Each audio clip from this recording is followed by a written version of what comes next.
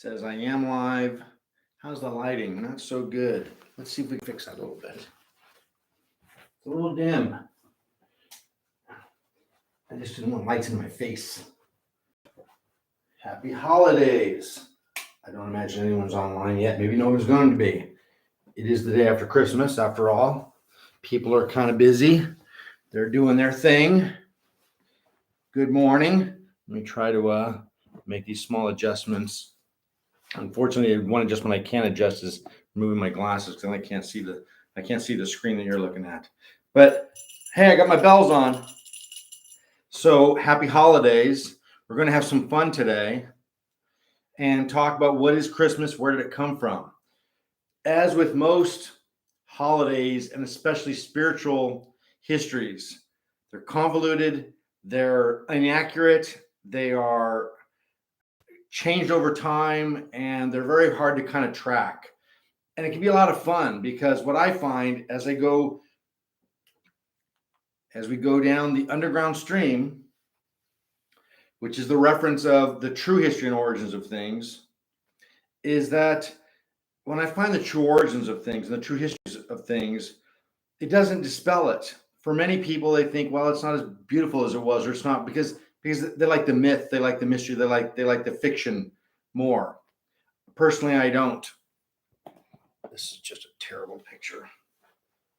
So again, personally, I don't. I'm going to keep adjusting this until I maybe kind of get something that I like. I don't like any of them. So when I go down the underground stream and find the true history and origins, especially of spirituality and religions and theology, I'm inspired. I'm more motivated. I find more beauty. As I find the truth, 9 times out of 10, the truth is stranger than fiction, and they're far more intriguing and far more profound. As a matter of fact, I'm generally very disappointed when I find that the true stories and origins of the spiritual personalities we've had, the gurus, the masters, the histories, the religions, as I find and discover the true histories and origins of them, again, I'm just even more inspired. They're more awesome. They're more inspiring. They're more authentic. I don't have to suspend all my beliefs of believing guys in, red suits and, travel around the world in one night. I get to still remain somewhat based in a reality faction. So we're going to have fun with that. We're going to explore many areas. So what is Christmas? Where did it come from? And of course, here's the iconic Christmas tree, and that's a good place to start. Because why do we cut down a living thing, a living tree, and wall it into our clean home and put it up and put lights on it and decorate it? And most people don't even know. They have some suspicion of where this may come from. Very few people actually know. Yet, for many years, even though I kind of knew even then, for many years I used to get on a train and ride for about an hour into the tree farms when I lived in LA. My son, when I would take him when he was little, we ride to this tree farm and cut it down ourselves and haul it back and decorate it. It was so fun, such a great tradition to be able to do that. Father and son out there cutting a tree at these tree farms, and it's such a beautiful and fun tradition. And some people have a vague idea of where it comes from, what it means. But again, when I find out the true history and origins of it, it's more fascinating, more inspiring, and it warms me and puts me even deeper in a holiday spirit. It doesn't take it away. So some of this comes from Diwali, the Festival of Lights. Diwali is an ancient Hindu, I always air quote Hindu because that's not the true name of the religion. It's Sanatan Dharma. It's a Hindu religion. And as you can hopefully see there, it says Diwali, the Festival of Lights. And that's literally what it means. An ancient history, tens of thousands of years old. An ancient holiday, just thousands of years old. It's both. A modern holiday with many meanings. As you research the history of Diwali, even that is tricky because there's many meanings that it has, and none of them are wrong. They're all correct, and they're all usable, and they're all fun to celebrate. And you can see hopefully in these pictures that there's somebody lighting a candle, because part of the tradition for that is to light candles and float them in the river, in the lake, in the ponds, in the kunj, the forested areas. And you see here, there's like fireworks and a light show going on. That's more of a modern version. And the lower picture that hopefully you can see is a smaller one. Two young girls are lighting these candles again, and these kind of sea of candles going out on this lake. This is the tradition. And this is partly where the concept of the light tradition, Christmas lights on trees and on homes, comes from. It's from Diwali, the Festival of Lights. The origin of Festival of Lights, again, has two main theories. One is when Ram, Lord Ram, the avatar of Lord Ram, returned to Ayodhya. So he was exiled for many, many years. And the story of the Ramayana is absolutely phenomenal and inspiring and so emotional. And when he comes back to Ayodhya, there's this triumph, there's this return to piety and righteousness, and he restores good and truth because he's nothing but pure and good. And so it's inspiring because while he was gone, there was darkness. And when he comes back, there's light. And so the Festival of Lights, the oldest one that I can track, is Ram, whose ascension was millions of years ago, if you follow the yugas. So right away, we get into the light concept of representing the return and the rebirth and the regeneration of truth and light and goodness over darkness. Ram's reappearance and returning from exile to Ayodhya, his home, was exactly that. It was the end of the darkness because he was sent away in exile, and return of light because he is an ascension of God himself, an avatar. Now, when I say, so that's many tens of thousands of years old. And then the one that is just thousands of years old would, because there's also Diwali festivals that honor Krishna and Radha and Krishna. And those are authentic as well. Now, that's a little bit more cloudy for me. And I'm a Krishna devotee. I mean, that's like my religion. And yet, that is because when the two of them, these are the avatars of divine love, the intimate, personal, divine love feeling that you can get from the God power, rather than something that's almighty. And so the Leelas, those are their playful acts that they participate in while they're descended upon the earth. And some of that is that they do Diwali.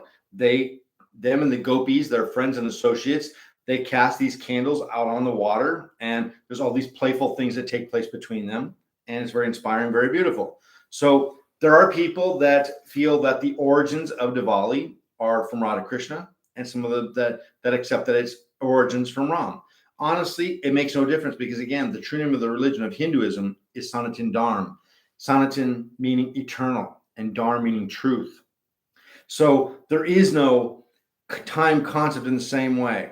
Yes, there is a time technically that Ram was upon the earth and Krishna was upon the earth. Those are different times. But at the same time, their leelas, their playful acts, their actions are eternal and infinite and going on all the time in some dimension of reality all the time. So one cannot be older than the other. So again, a modern holiday of many meanings. Your conventional, everyday Hindu Sanatan Dharmist is just that. They're honoring all of it. And the bottom line is, much like Christmas, it's taken on a very popular family tradition of just getting together and sharing love and being close and being together and honoring and appreciating that. So in many ways, the overall concept still remains the same. So what we're seeing here is, again, the Festival of Lights, this concept that light over darkness begins as old as Diwali. And so the lights we put on our house, lights we put on a tree, this concept of light over darkness, of triumph, of good over evil, of light over darkness, dates all the way back to this. And that is such a beautiful concept. And we will see, as we evolve through these origins and histories of true meaning of Christmas, we'll see that this is a very consistent theme. So this would have been the Far East. This would have been in India, called Bharatavarsha back then. And whatever is east comes west. And so those concepts develop and evolve to alchemy, and religion in ancient Egypt honored the shift of seasons. astronomy, and the winter solstice. So we know, and again, I have the picture of the pyramids here because that is not only iconic, but it is, as we now know, every tier of the pyramids were built basically as observatories. I'm sorry for the light coming off the glasses. Not much I can do about it. I apologize for that. So many of the ancient Egypt structures were exactly that. They are astronomical observations. This is their telescope. This is the way they tracked the stars, the motions, the planets, and gauged not just the time. It wasn't just science. It was also imbued, infused with mystical and powerful spiritual meanings because they honored all these things because they had to. Because back then, you didn't have air conditioning, you didn't have refrigeration. You had to honor and really understand the science and the gorgeousness and the spirituality of seasons and nature. So as we go from Diwali from the Far East, as we bring it over towards the West, alchemy and religion honored the shift of seasons, and astronomy and solstice. And God, the god Horus, is the god of astronomy. So once again, they're celebrating these similar things. The winter solstice is the shortest day of the year. Shortest day of the year, and it is darkness. It is when we are at the zenith of what it's going to be, and the celebration with the god of Horus is that, okay, this is the shortest and darkest day of the year, but that means as of tomorrow, as of 1 minute after midnight, as of then, the daylight gets a little bit longer, and we're going towards spring and regeneration and rebirth. So again, the Festival of Lights, we're going to get more into that as we go more further west with these origins. So we see that we already have this concept of light over darkness and good over evil in this holiday tradition way back thousands and tens of thousands of years ago. And as it comes west to what we call the Middle East, into Egypt, and it's about astronomy, engaging all these things and honoring and calculating it. And again, it's not just superstition, gauging astronomy and the motion of the planets and stars, etc., for ancient Egyptians was, again, not just superstition and religion and spiritual path. It was science, alchemy, and magic.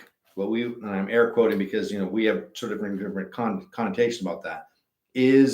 Was science. It was part of their culture. It wasn't something that was unbelievable or unknown. Not everyone was trained or an adept in magic and ceremony and the powers of nature, because it took a lot to be able to do that. But the entire culture accepted that, and they honored it. And again, when you're talking about a civilization that literally is sustained purely on the Nile River, that is their source of life. And so everything takes on this connotation, this beautiful connotation that there is a source of life. So we can see this concept starting to take shape and start to evolve, of light trapped in darkness and light triumphing over darkness. And the importance and significance of being able to track and understand and build a relationship with the forces and powers of nature. And so now we're in the ancient Egypt times. And this goes on, of course, for a very long time. 4,000 or 5,000 years, the Egyptians were having their empire. And we go a little bit further west, and we get a little bit more into the modern times. Not too much west. To away in a manger. Till we have this birth of a savior. So we have this account of this savior that is appearing, taking birth upon this particular day. And again, what does this represent? The entire concept is going to represent light over darkness, sustaining and triumphing and taking rebirth. Easter's the big event in this history, in this story with him. And that is rebirth and regeneration. And this is exactly what these original holidays connotate now. So is it fact or fiction, this Jesus thing in winter? Well, the reality is it's unlikely that he was born in the winter. Most scholars accept that it was more likely June or sometime in midsummer or early summer. And it really doesn't really matter, because again, part of the defect of the Catholic and the organized church is appropriation. These guys appropriate pretty much everything and anything. Whatever they can grab onto, they claim it as their own, and they say, this is our religion, we're the ones that own this is what it comes from, and they change it around. They don't do this just to, well, there are some sinister implications and applications of that, but there's also some very, again, good intentions as well. So Constantine is the one that first started to create edicts. Constantine was the emperor of Rome. He was the first Christian emperor. He converted because of his mother. And he formed the Council of Nicaea, which canonized the Gospels. There were dozens of Gospels and scriptures going around back then, 325 AD. And that's a whole other chapter and a whole big thing that I'm writing in my new book, the Council of Nicaea, and how this thing can take shape. So Constantine sees the confusion. He's basically saying, we need to streamline this. This is just a mess. So again, this is where we first get the actual historical suspicion or concept that Christ was born on December 25th. We have no evidence of that. Not one gospel mentions the day or time of his birth. None of that. As a matter of fact, Luke is the only one that even talks about the birth, and we pretty much know that the Gospel of Luke is pretty much fiction. That was done by Paul, and I would say we. I mean, I've done a lot of research. I'm kind of pioneering that. So, what we have again is that in 325 AD, we have a lot of pagan traditions, and appropriation is the way to absorb these concepts, these philosophies, these beliefs, and not condemn them. Sometimes they definitely did, but instead to absorb them. And that's what appropriation is, to basically absorb it to the point where it becomes your own. Now, appropriation often in our modern culture is a four-letter word, as it should be, because when you appropriate something, you basically remove it from the origins. You take it from the people that were using it before, and then you change it so much that it has no power for them anymore. And this is true. The pagan traditions and this birth of Christ on December 25th, which is 4 days after the winter solstice, December 21st, the winter solstice, shortest day of the year, light trapped in darkness. We're enduring the winter. We've got to get to spring. These are survival applications. So is it appropriating these things to try to do two things? Basically kind of shut down and diffuse the pagan traditions because they're all wrong and they're primitive, and they're also establishing, creating a whole new religion around these concepts. So again, they're appropriating. They're not saying to these pagans, hey, you're all wrong, this is evil, we're going to kill. Well, they did a lot of that too. They're actually saying, hey, you know what a trip. Hey, we got a holiday on the same time that has a very similar meaning. No, they didn't. That's kind of how they presented it, so the pagans would feel comfortable with being able to adapt, because they weren't very, very judgmental. They weren't trying to condemn anybody. So the appropriation was a way to assimilate and allow others to assimilate to a new religion. And this is, again, partly where the other stuff's coming together. Stonehenge and others were astronomical tools and structures that honored and calculated the winter solstice, among other things. Because again, what we have here is not just superstition and not just survival issues, but a blend of being able to honor and appreciate the creation and power of God and the God power within nature. To be able to understand that the shortest day of the year, the coldest, longest, shortest day of the year, where everything is dead, no life is coming forth. We've made it this far. So you're a tribal person, a primitive person, and you're living in these conditions. You made it to the winter solstice, and all the stars and all the things are calculating and showing you this. And there's a good reason to celebrate, because you made it more than halfway. Again, technically, the next day, the minute after midnight, is when the days are starting to get longer. warmth and sun is returning, and life and rebirth and regeneration is beginning to occur. And so that's what this is really about, is honoring this shift. Now, again, you see a very consistent theme here with Diwali, with the avatar of Ram that comes back to Ayodhya and restores light to darkness, restores truth to the lies. He brings back triumph and power and goodness and righteousness. Then we have the alchemy and the Egyptians with the god Horus doing the same thing, representing astronomy and calculations and truth and science and facts that are beautiful and they need to be honored. And this evolves, continues to evolve, and gets adapted and appropriated by this new religion, Christians, that say that their Savior was born on this day that's coincidentally right there by winter solstice. That also represents light trapped in darkness, triumph over evil, triumph over darkness, to endure and to triumph beyond that. So we have all these crazy traditions. Where do they come from? What are they? Let's have some fun with those. Again, I grew up, getting Christmas trees and doing decorations, doing all this fun, great stuff. Did the same with my son, and just enjoyed every bit of it. Again, my son and I would get on a train and go out every year and cut down a tree at a tree farm in LA, and it was so fun. Again, I'm a very curious person. I want to know where these things come from, not so I could neglect them or ignore them if they didn't. I just want to know what they were. I want to know what I was doing and why. I'm a very curious person. And again, as I mentioned earlier, that as I find the origins and true histories, I'm not dismayed. I am enriched. I find that the true histories and origins are more inspiring, more warm, more believable for sure. And I don't need to suspend all my beliefs and believe in fantasy. And I do believe in fantasy and magic, very much so. And I've seen it. And I am a living example of many cases of that in many ways. And that's documented and that's historical too, not just underground stream.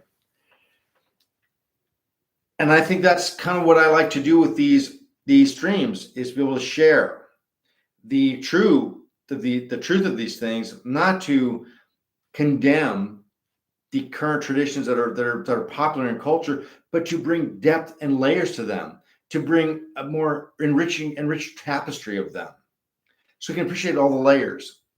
I mean, again, as a kid, I was like, Christmas tree, Jesus in a manger. What? They didn't have any evergreens there. They may have some cactus or some type of desert thing, but they didn't have any evergreens. So where's this coming from? This is the inspiration. When we see things that don't quite fit what we're being told, especially by religions or philosophies or politics, it makes those of us who are smart want to look a little bit deeper and uncover and get to the truth. That can be a dangerous thing, but it can also be a very beautiful thing. So let's talk about some of these traditions. And of course, the most popular one, the Christmas tree, light trapped in darkness, is literally what it represented. When we take this evergreen, it's evergreen. It's always alive. It never wanes. It never goes away. It never blossoms in the spring or the fall or dies in the winter. It's evergreen. So that's why to the pagans and to the primal traditions, it became such a symbol of hope, of regeneration, and rebirth, because it shows why they would decorate it with lights, because it shows that light is always trapped in darkness. It's always there. It's always something you can tap into and access. It's always there if you just know where and how to look. So the solstice represents hope of spring. It reminds you that these dark days and these cold times, they're going to come to an end. All we have to do is endure. We can get through this. We've done it before, and the good days are coming. So the actual solstice is such a great celebration because, again, it's a way, again, think about primitive times. These people are cold, they're freezing, there's no food. It's scary. And the solstice reminds them, hey, we made it halfway. As of tomorrow, the days are going to be a little bit longer. Sun is coming back. There is light ever trapped in darkness in the evergreen. And so part of the tradition then was to celebrate solstice and to honor that is charity. So this is part where the presents come from. Because as a pagan tradition, when you're living out in the wilderness and these kind of things, and you're trying to get by and suffer through the winters, well, then you help those who need help. If you have a little surplus of food and resources, then you share it with those who don't. Because you never know, next year it may be you who needs charity, and you want them to do the same. So this is the turn the other cheek, the golden rule kind of mentality. Not turn the other cheek, golden rule mentality. To do unto others what we would hope is done to us. So the charity, the gift giving begins in these pagan traditions also. Because again, as we're suffering through the winter, they would organize and they would reach out to those who needed help, those who maybe didn't have resources this particular year and maybe had some last year. And there was a communal effort. So this is also where we get the ties of family and bonding, because we've really got to rely on each other. These pagan traditions, they've got to rely on each other. And again, they know how to honor and celebrate the wondrous beauty of nature. You can't avoid it, you can't escape it. Winter's coming, summer's coming, whatever, it's all coming. So you better learn how to adapt. So I love this concept of light trapped in darkness. I love doing the Christmas tree. I got lights on. I don't have a tree anymore. I don't do a lot of that stuff. I'm an empty nester, so I don't really need to, but I still got lights out. Also, one year when I was in the OTO and I was doing ceremonial magic, and we were all a lot of occultists, I made cupcakes. I want to make homemade vegan cupcakes, and I made them with the white cream filling because you can't buy them without eggs in them. If you go buy Hostess cupcakes, they got eggs in them. I had to make my own. But the whole point of the cupcake, I made very dark chocolate devil's food cupcakes inserted with cream filling, white cream filling, light trapped in darkness, a sweetness trapped within the density. This is something we can be mindful of. And this is something I think that we are through these holidays mindful of, is as we struggle through the year and get by and survive and get through everything, as we get towards the end of the year, we get through Christmas and we're enjoying it. It reminds us again that hope is not lost. We've endured so much this year, and we're getting towards the end of it. We've almost made it. There's light trapped in darkness. It's always evergreen. So this inspiration of hope, that spring is coming. That's what's coming next. This is what we honor.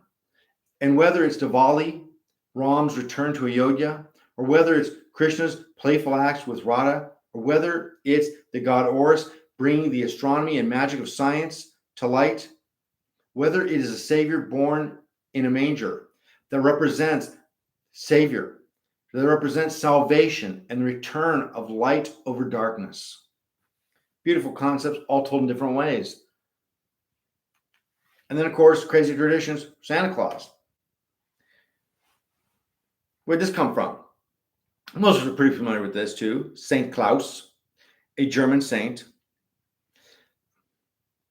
And this is kind of what he looked like. He was kind of known for, there it is, 4th century Turkey Greek. So I did put the time frame. So he was kind of known for having this appearance and dressing this way. And of course, over time, the facts turned to myth and turned to legend and grew and grew and grew. But historically, what we know about Saint Nicholas, Saint Claus, Sinterklaas, is what I think they say in the Netherlands, is that this was a man of charity. He was a well-established businessman. He was well off. And like Scrooge, like the timeless story that Dickens told of that story of Scrooge, he didn't wait until he was bereft of soul and spirit and an evil person. He was living his life always by giving charity. And so that's how he became a saint. So the Catholics deemed him a saint, which has to have certain qualifications. You have to do like 2-3 miracles, something like this. So this is kind of the origin of that. Many of us kind of are aware of some of the basics of that. We're not going to go too much into that. So take your pick. It's all good. It doesn't matter which one you follow. They're all honoring the same thing. And again, the bottom line is this is a phenomenal time of bonding, of appreciation, of giving, of being charitable, of being more conscious and aware of these concepts than we usually are. We realize during this time of year, that we see our own faults, and that's good. We see that we're not as charitable as we could or should be, and that's good because it makes us at least temporarily. Yeah, we should do it all year long, but at least briefly, we step away from our selfishness, and we at least temporarily think more of our family and our loved ones and honor that and appreciate and count our blessings and remember how blessed and honored we are to be able to have and give and receive. Sure, there is a lot of materialism in Christmas. There's no doubt about that. Nobody can argue about that. And we've seen as we've gone through this partly why that has occurred. The commercialism takes place because things change over time. And the bottom line, of course, is in this particular age of Kali, K-A-L-I, Kali Yuga, this is the age of materialism. As spiritual and good as many people can be, the majority of people are primarily driven by material needs and wants. You, me too. It doesn't matter. If we're not already enlightened or a savior like Christ, then we're subjected to it too. So take your pick, whatever tradition you want. The Santa, the trees, the Constantine, the change of things to the manger, the ancient Egyptians, the Diwali Festival of Lights. Take your pick.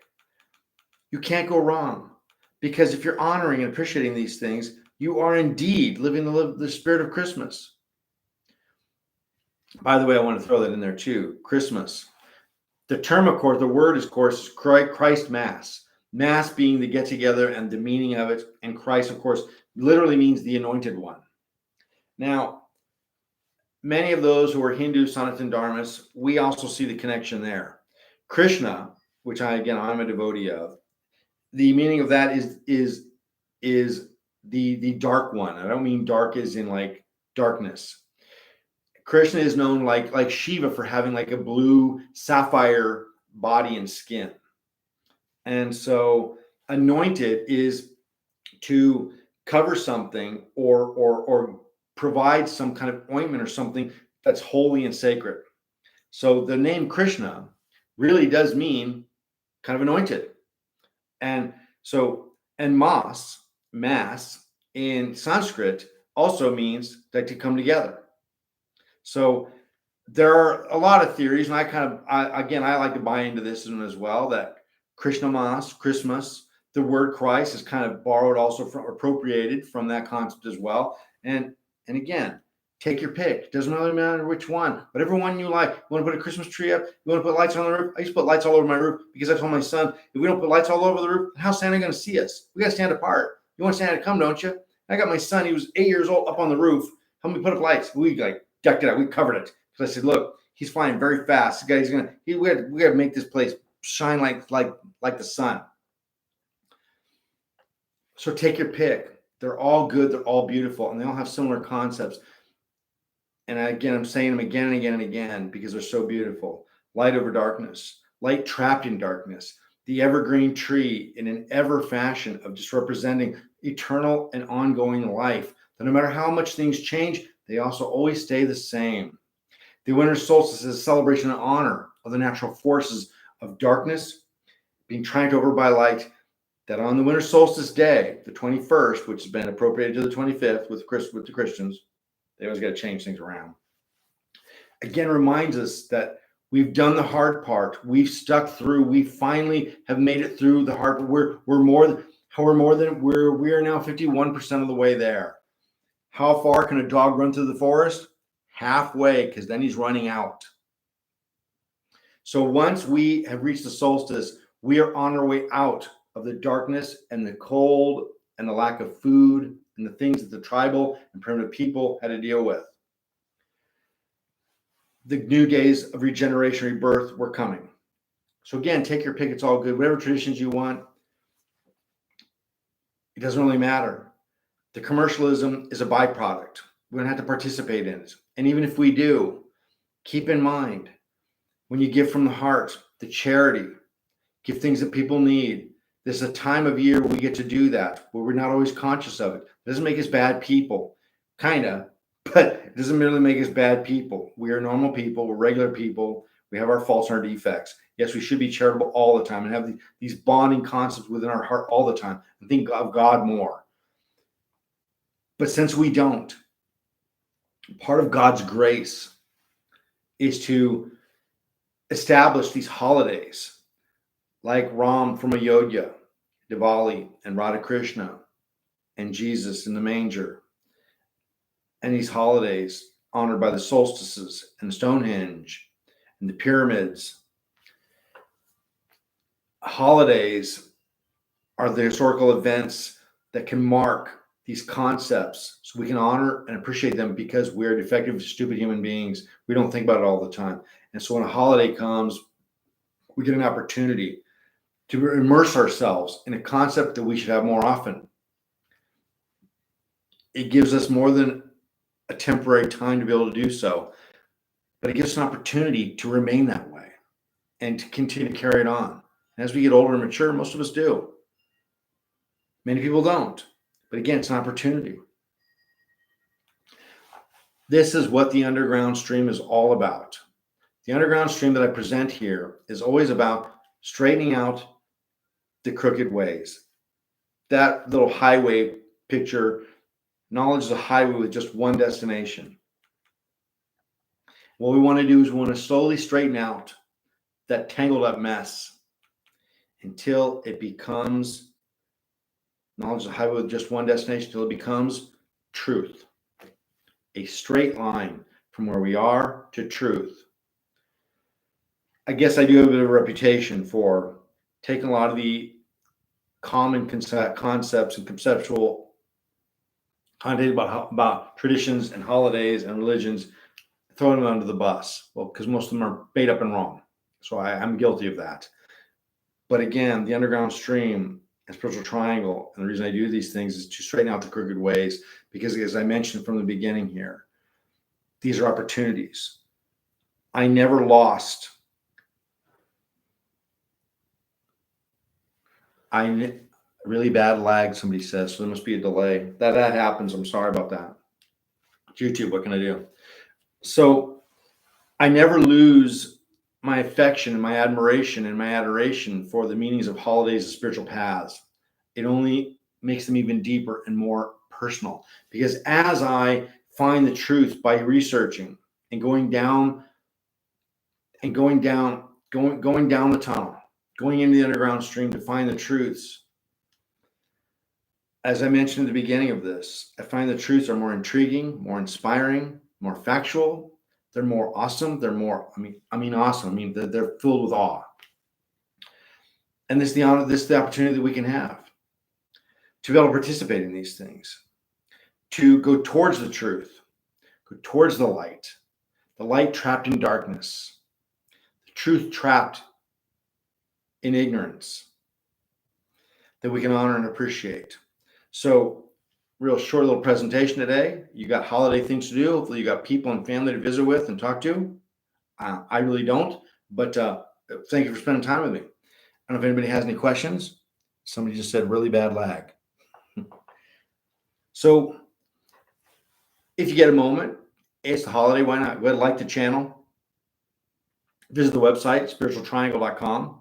There are a lot of things there that it costs literally nothing to like. The channel and traffic results and ratings, blah, blah, blah, blah. A little self-promotion kind of thing. I'm not too into that. Your donations for services are always very welcome. So yeah, spiritualtriangle.com. I'm not going to go on about that stuff. Today's not the day for commercials. So let's go all the way back and end on a great image, which is that one.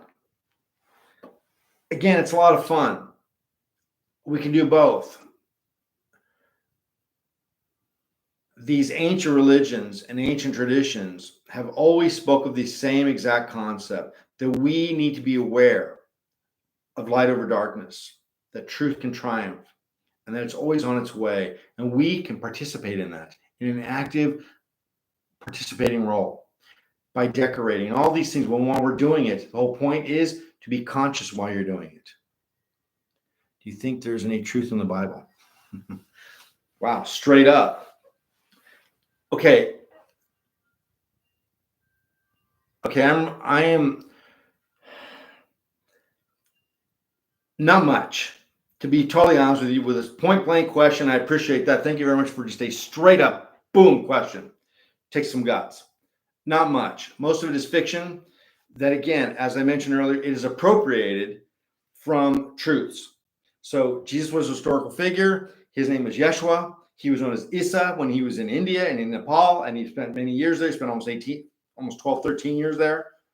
And so the Torah, the Old Testament, I don't like to call it Bible.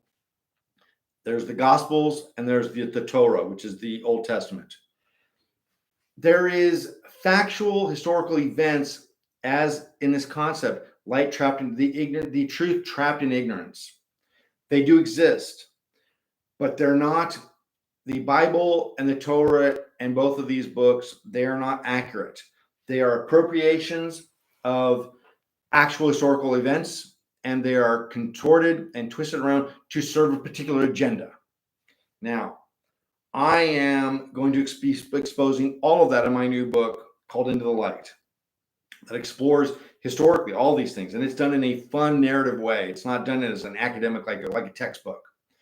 So fortunately and unfortunately, no, there is not a lot of historical factual truth to what's in these scriptural texts, but it doesn't detract from their meaning and their power and their beauty and their usefulness. It still teaches you how to live right, how to live correctly, how to be conscious of these things, and to develop. So for me, as a lifelong mystic and theologue, for me, it's kind of like the middle school, high school knowledge of spirituality, and it's very important. You can't get to the college levels until you learn the basics. Thou shalt not kill, and the 10 Commandments. I'm listening. I'm kind of like, do I really need to be told on a tablet of stone not to do what's so obvious that you shouldn't be doing those things? So again, as I mentioned about these traditions, whether they're factual or not, wherever they come from, which I've exposed many of them, and the same thing with throughout the stories of the Bible, they're rooted in a true history. They have their foundations in that. And those true histories are more inspiring, more awesome, more giving, and more powerful than the conventional ones that we have. And so I'm always encouraging everyone to always look deeper. You'll find the truth. And the truth is simple, when you see it. You go down the rabbit hole and you keep seeking and you find it. That's what the underground stream is all about. That's what these streams are all about. So it's a good question. And I would like to, and I will be presenting very thoroughly on all those things in a very deep, intense way, very carefully and respectfully, because I do love all religions. However, so this is kind of a primer, to be honest with you, to your question there, is that I'm easing everybody into these things. I'm giving live streams and giving workshops, as I have for many years, on mystical modalities, tarot, astrology, astronomy, and alchemy, which I'm a master in many of those, and these kinds of concepts, and Kabbalah, which I absolutely adore and love. And again, what I'm doing is I'm showing through these live streams that these are respectable and powerful and wonderful and true traditions and paths, and where they come from. And again, I hope there's a day when the real truth, the factual history of these events that are turned into religions comes to light on a general popular way, because I don't think that it's going to detract from people's spirituality at all. I think it's going to enhance it. However, there's always going to be a bunch of militant people out there that are always wanting to kill in the name of their God. And we see it all the time. So I'm easing into it. I know not to go too fast, because people can't handle the truth in a lot of ways. So we got to kind of ease into it. So again, what I'm showing you with this presentation, which I decided to do just a handful of days ago, is that I'm able to expose, we're able to talk about the falseness, the incorrect, the ignorance, the wrong perceptions, and why they came to be. Again, appropriation. The Catholics are notorious for appropriation. They borrow and they adapt things to their religion, and then they basically over time say that doesn't belong to you anymore, that it was always ours. They're notorious for it. It doesn't, the fact that a big chunk of, I'd say 70% of the accounts in the Torah and in the Gospels are fiction, doesn't detract from their meaning and their beauty and their power. Except in the sense that, as I said, for me personally, and for many mystics, the truth has even more power and more beauty. I'll be giving a stream somewhat soon, hopefully, on the true history of Moses. And I can also do the same thing with Yeshua, Isa, Jesus. And again, I will be very emotional because when I explore and I explain and I elaborate on the true history of these personalities, it is so much far more beautiful and so much more daring and dangerous and exciting than what actually has been, what we have as scriptures. Even more. If you can believe it, even more. So I don't know why they changed truth is stranger than fiction. So hopefully you got something out of that. Any other questions? Thank you for that question. Grafted into the root. I think you came before. I think I remember that name. Love the presentation. Well, thank you very much. And really bad lag. And that's from the same person. So again, I usually try to go an hour or so. This was kind of not rushed. I put this together a few days ago. I thought, why not go ahead and do something right after Christmas to see if we can explore some of these things. Let's have some fun. And again, remember the main concept, whether it's Diwali, ancient Egypt astrology, the concept here is light trapped in darkness, that no matter what, no matter how black and bleak and things can get in our politics, in our world, in our material phenomena, there's always light trapped in darkness, always truth trapped within ignorance, and it's yearning to come out. It wants to be reborn, regenerated, and have rebirth, which is what the Easter thing that's coming up soon, which, by the way, I'm sure we'll do that one too, because do you think it's kind of a coincidence that the Catholic Savior was crucified that was pretty much right on the spring equinox? What does spring equinox represent? Rebirth, regeneration. Easter bunnies, what are they? They're the most prolific animals and mammals on the planet that are kind of known for, fornicating and giving birth. So these concepts, again, I don't personally think that these religions had to change things. I think they should have enhanced and exalted and said, hey, by the way, here's another level of this, instead of this isn't true and this is, because it caused a lot of people to have doubts. Many people, when they start to see that the true origins of the Christmas tree or the Easter bunny are pagan traditions, they start to not only have doubt, but a lack of faith in what they're being taught in organized religions that, again, have very beautiful things to offer. It gets convoluted and it gets all mixed up. So I like to offer the truth and strip away the fictional parts, because I find that, as I mentioned, it doesn't take away from it at all. So again, let's finish with this concept. Light trapped in darkness. This is what this is about. This is a celebration of the winter solstice. That is not to just celebrate the darkness and the cold and the lack of food and vegetation and things are taking place during the winter months. It is on the solstice day. That day says that from that moment forward, daylight is coming back. The equinox is coming. Light is trapped in darkness is coming out. The evergreen tree represents that in a beautiful way. We bring it into our house because back in pagan and primitive traditions, back then it would stay cold thing. So they brought that thing into the house to celebrate and honor that, yes, indeed, they were going to make it. They were going to survive. Okay. Are angels real? I'm assuming you mean angels. Another good question. There's always many dimensions to reality. And I don't mean just dimensions. I mean, you could say abodes, you could say levels. So, for example, in the Buddhist and Sanatana Dharma Hindu concepts, there is our material reality, which is the middle reality, which is the tangible material phenomena. And then there's 8 above that are heavenly abodes, and they vary in magnitude of greatness. And there's 8 below that are hellish abodes, and they also are octavely different. Angels are the devtas in Sanatana Dharma. They are the other gods and goddesses. They're the spiritual forces that have personality, that have form, that have identities and names, and represent particular qualities. And so this is also true in every religion. Again, appropriation. If you want to trace back the origins of every part of Catholicism and every part of Christianity and every part of Judaism, you're going to get back to Sanatana Dharma. And that's kind of why I landed there. So these things are real and true, but the ones that are presented in the biblical context, again, these are appropriated. They're not wrong. They're not I wouldn't say that they're wrong at all. I say that they've altered and modified the names. As I'm sitting here, I'm looking at my tree of life, my little poster wall that's over on the floor over there, because that again demonstrates the appropriation of Kundalini and the power of the creative energy, and how and what the stages are of the manifestation of creation, the 7 days of creation, etc. That's in the Torah. So these concepts, angels, spirits, devtas, demigods, they exist, and you can know them and you can relate to them and you can definitely get involved with them.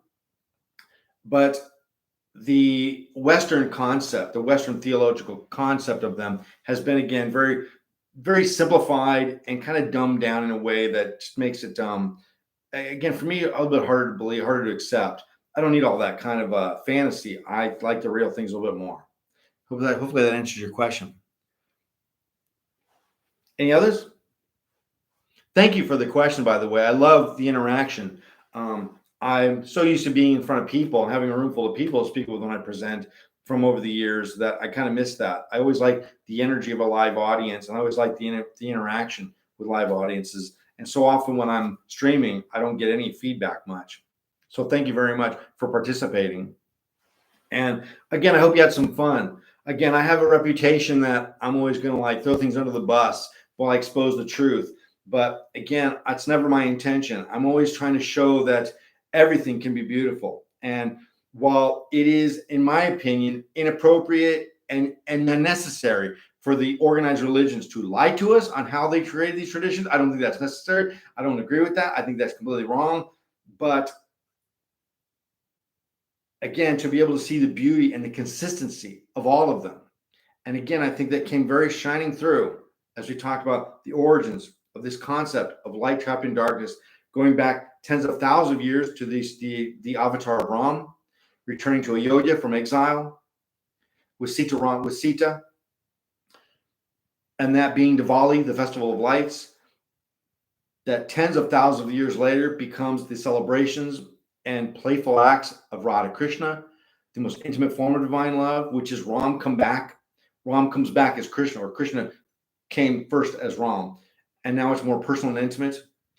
And again, then we take that further west and get to ancient Egypt, where these things have migrated and they've morphed a little bit over time and over distances, because they have to, climate, etc.